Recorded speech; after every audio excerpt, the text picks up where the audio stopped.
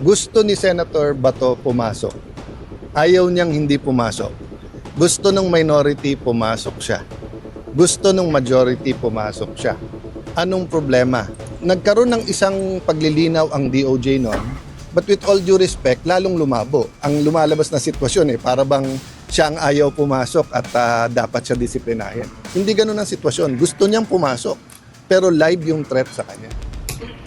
Napakasakit, napaka-tragic yung flood control scandal, but may opportunity dito. Ang unang naging problema is we didn't start with the truth.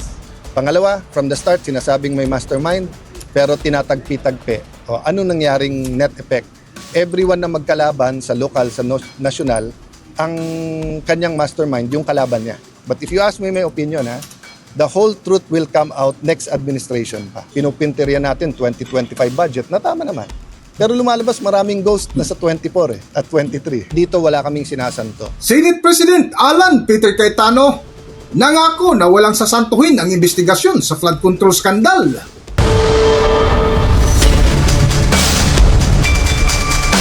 Welcome back to Kaakibat TV. Higit kumulang isang taon na nga ang lumipas matapos sinimulan ang investigasyon sa kontrobersya ng flood control scandal.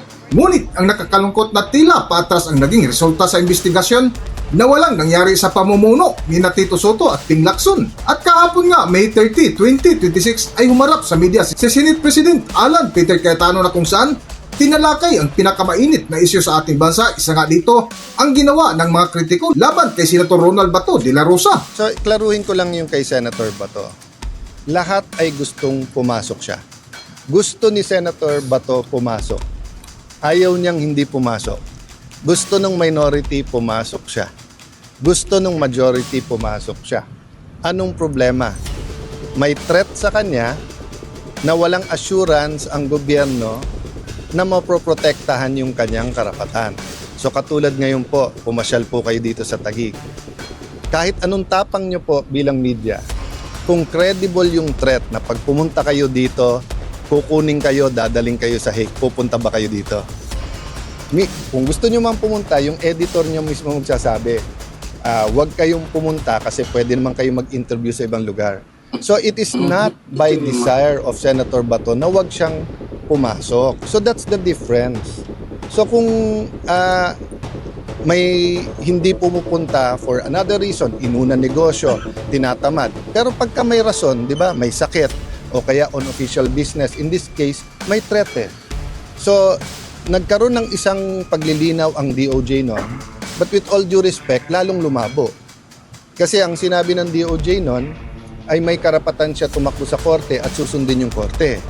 Pero in a nutshell, pinaraphrase ko lang. Pero ang sinabi din nila, may option din ang gobyerno na pag may warrant of arrest, arestuhin na lang siya tapos ipadala na siya doon.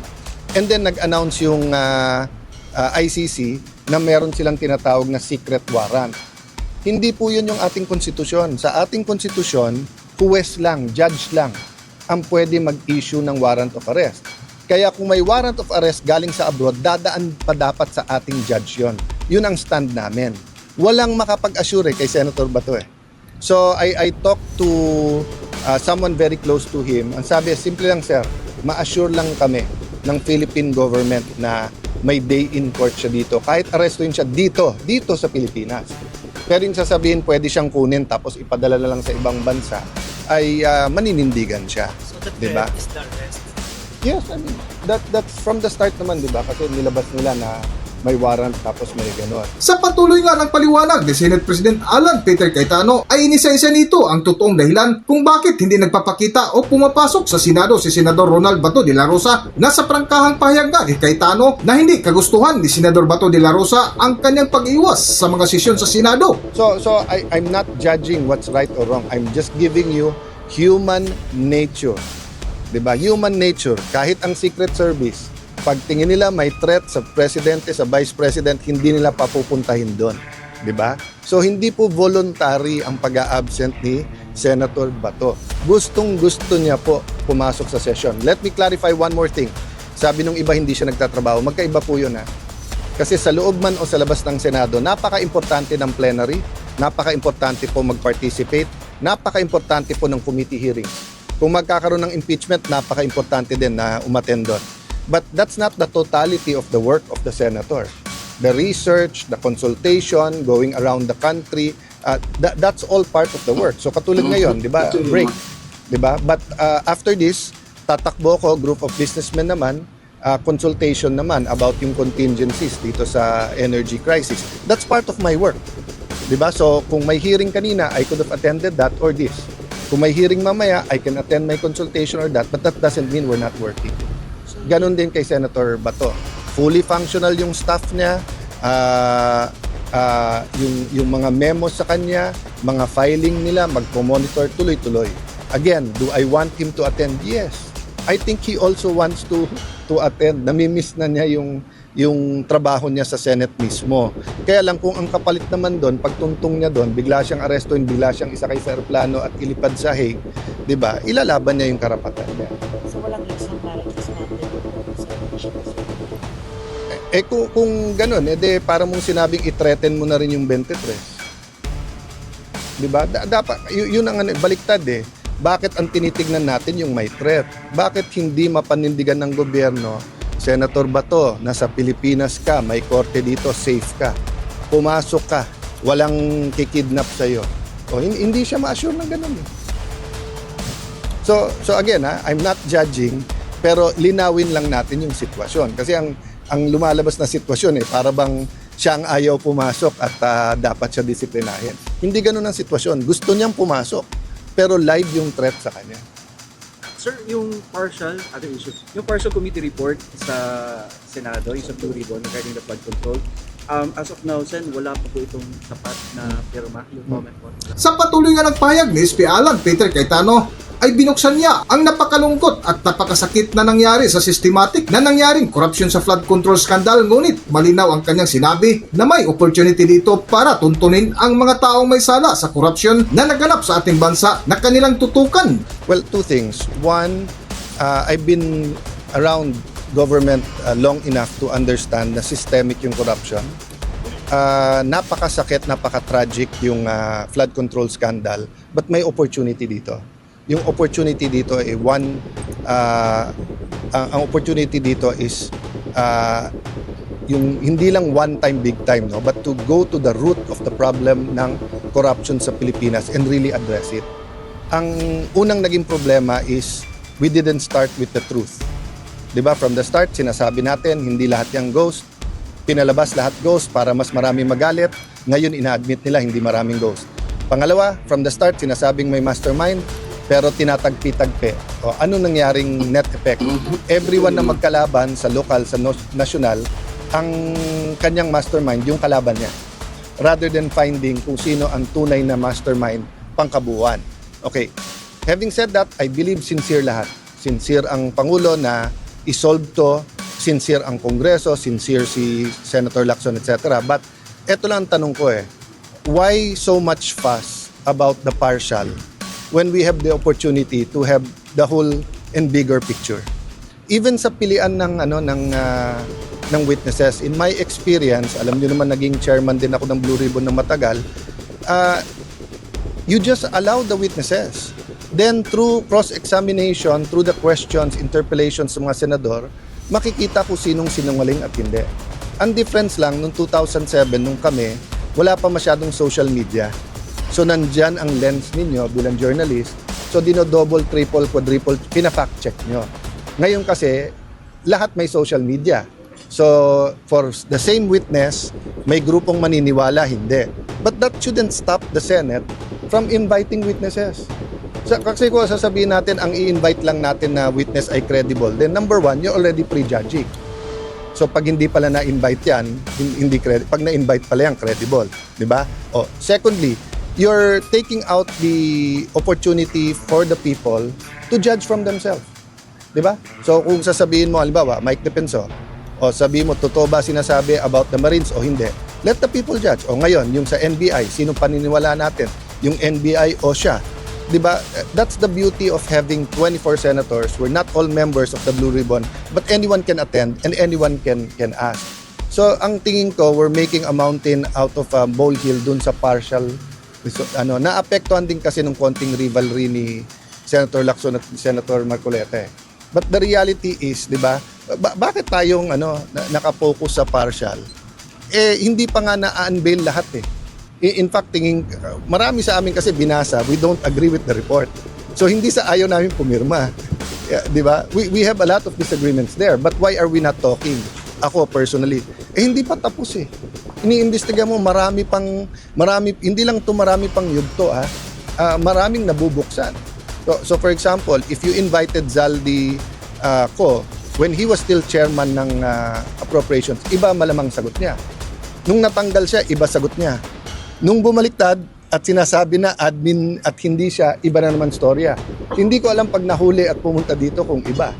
So our effort should be get him there or get key witnesses like him to get him to the Senate and to the DOJ and to the Ombudsman. Until then, di ba, it's he said, she said, and ang problema, he said this ng January. But siya din, he said this nung October. But siya din, he said this last year ganito. So paiba-iba eh.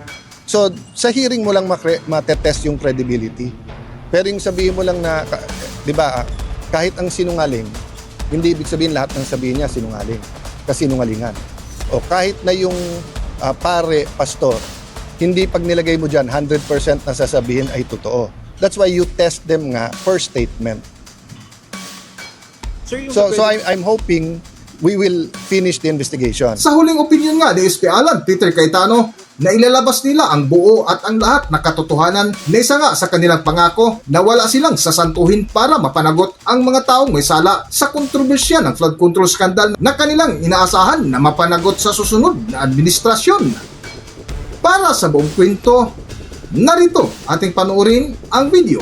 Narito ang video. But if you ask me my opinion, the whole truth will come out next administration pa.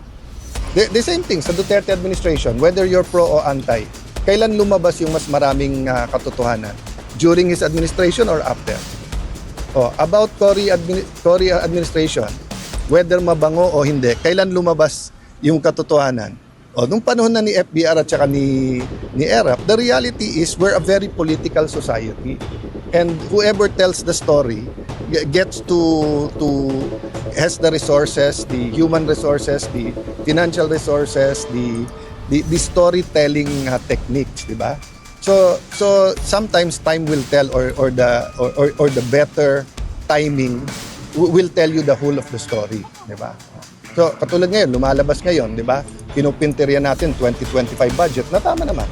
Pero lumalabas maraming ghost na sa 24 at 23. Pero hindi pa lumalabas ng gusto, pero yun ang lumalabas.